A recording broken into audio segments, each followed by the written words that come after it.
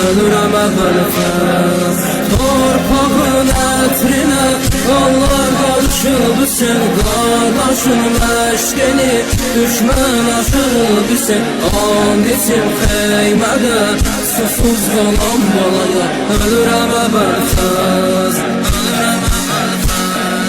Oh deyipsin ama xələm olubdu Hüseyin, tez yediş onların qələm olubdu Hüseyin. Tək başım bir bədən ələm olubdu Hüseyin, ölürəm əvvəlfəz.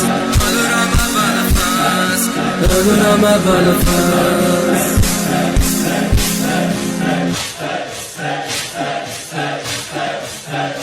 Qara pərçəmi çox ucaldı, ya Ələmqar, ya Əbəd.